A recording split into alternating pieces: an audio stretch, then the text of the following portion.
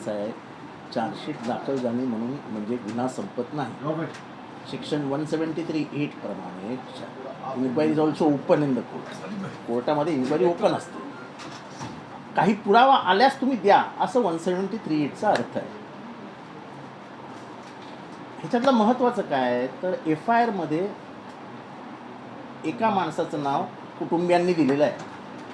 पहिला आरोपी जो पकडला गेला त्यांनीच सांगितलं ह्याच माणसाने आम्हाला सुपारी दिली होती आणि तसं परिपत्रक उत्तर प्रदेश पोलिसांनी काढलं. जसा तपास पुढे गेला आणि एक इन्स्पेक्टर अतिशय भाऊक खून आपलेपणाने ह्या पूर्ण खुनाचा तपास करत होता, त्याची एका रात्रीत बदली करण्यात आली. त्या बदलीच्या मागे कोण होतं, त्याची राजकीय बदली झाली, कोणाकोणाचे फोन आले होते आम्हाला सगळं माहिती. दुर्दैवाने महाराष्ट्रामध्ये आका निर्माण करण्याची जी पद्धत आहे ती बंद झाली पाहिजे. हा एवढा आका कोण, एवढा कोण की एका इन्स्पेक्टरची रातोरात बदली होते आणि हा आका ते स्टेटसला ठेवतो बदली करून आणली म्हणून. चार्जशीटमध्ये नाव आहे, आजपर्यंत आपलं FIR नाव आहे, चार्जशीटमध्ये नाव नाही. हे पोलिसांनी का नाव नाही त्याची कुठलीही कारणमीमांसा दिलेली नाही.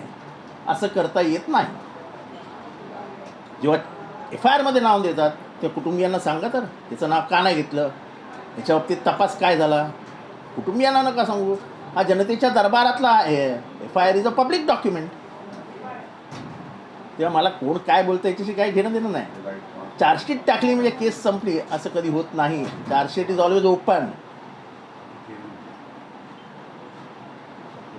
जमीलच्या गैरवर्चयांनी अत्यंत आग्रहाने रास्ता रोको करून आम्ही जमीलचं प्रेत रस्त्यावर ठेवू असं सांगितल्यानंतर पोलिसांनी नाव घेतलं आहे. पोलीस पहिल्यापासनं हे नाव येऊच नाही खून खटल्यात यासाठी प्रयत्नशील होते. कसं बसं हे नाव आलं, हे नाव आल्यानंतर हे नाव कसं बाहेर काढता येईल याच्यासाठी पोलिसांनी जंगजंग पछाडले. पण आता चार्जशीट गेल्यानंतर चार्जशीटमध्ये हे नाव नाही तर का नाही हा प्रश्न आहे. हे पोलिसांनी उत्तर द्यावं की तपास पूर्ण झाला आहे, ह्याचे कुठे पुरावे सापडत नाहीत, जे काय ते आम्हाला सांगावं. ती एक 8वीत पोरगी आहे, काल मी त्यांच्या घरी गेलो होतो, एक 10वीत पोरगी आहे. ते घर कसं आहे ते बघून दुःख होतं. आणि असेच जर पोलीस म्हणजे पॉलिटिकल इन्फ्लुअन्स यायला लागले आणि खुनातनं लोक वाचायला लागली तर प्रत्येकजण त्याच पक्षात जाईल की बाबा वाचवा आम्हाला, आम्ही येतो पक्षात. याच्या मागचा आका कोण आहे ते आता प्रश्न विचारतात एकमेकांना लोक, राबोडी का आका कोण आहे.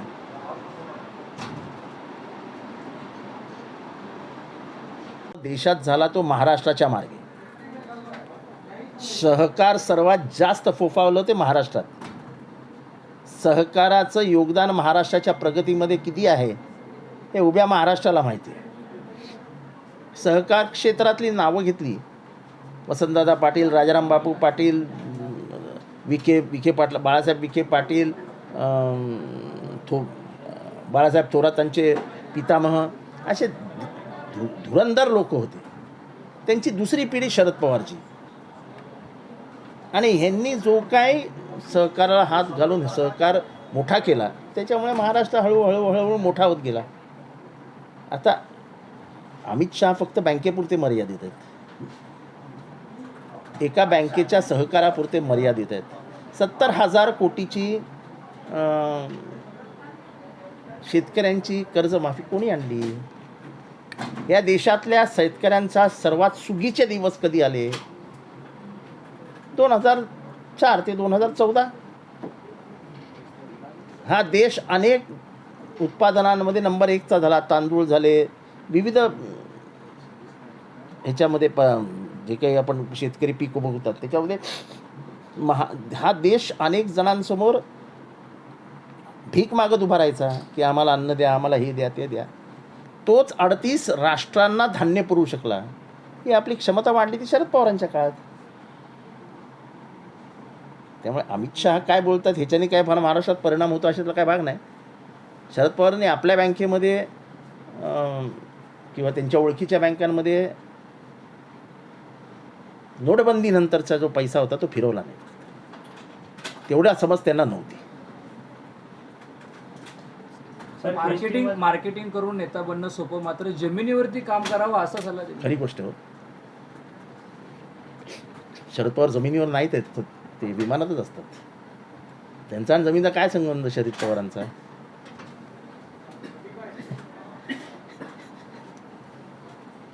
लालपरी आता महागलेली आहे, भाडावड झालेली आहे. लालपारी महागली म्हणजे अजून सगळं महाग होणार, सगळ्या योजना बारगळणार. कारण का तुम्हाला एक तर आता ते कसं झालं आहे, इथे अडकलं आहे, जातही नाही आणि गिळवतही नाही पण ओकताही येत नाही. त्यामुळे आता कशी हँडल करणार गव्हर्नमेंटला माहीत. पण आम्ही काय आमच्या बहिणींच्या योजना बंद होऊ देणार नाही कुठल्याही परिस्थितीत. की कितीही प्रयत्न केला तर वेळेस अख्खं मंत्रालय आमच्या महिला भगिनींनी भरून टाकू, पण एकही रुपया आम्ही यांना कमी करू देणार नाही. आणि योजनांमध्ये जी चालू आहे प्रयत्न की नवीन नवीन अटी शर्ती टाकून संख्या कमी करा, ती कमी होऊ देणार नाही. वाल्मिक कराड यांना आता रुग्णालयात दाखल करण्यात आलेलं आहे. सोय हे सगळं सेटच आहे ना, हे सगळं सेटच आहे. तो रुग्णालयात जाणार तर पुढचे 4-5-6 महिने जे काय ते रुग्णालयातच राहणार. सगळं घरचा डबा पण येणार, सगळं व्यवस्थित होणार. असा गुन्हेगार व्हायला पण नशीब लागतं. हे महाराष्ट्रातले आका जे आहेत ना, सगळे एकदम व्यवस्थित असतात. कोण फॉरेनला जात असतं, कोण फिरत असतं, कोण खून करतं मग हॉस्पिटलमध्ये जातं. सगळं व्यवस्थित चालू असतं. त्यांना पोलिसही मदत करत असते. सगळं व्यवस्थित चालू असतं.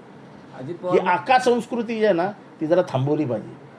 वाल्मिक कराड प्रकरण अजित पवार म्हणतात की निष्पक्ष चौकशी करू, दोषीला सोडणार नाही. तर मात्र आता तसं दिसते का? ते अजित पवारांना माहिती. ते काय बोलतात ते त्यांनाच माहीत ना, मला काय माहिती काय बोलतात ते.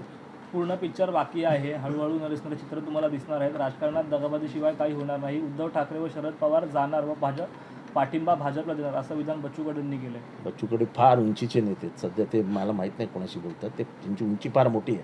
मी त्यांच्यावर बोलणं इतका मोठा नाही आहे.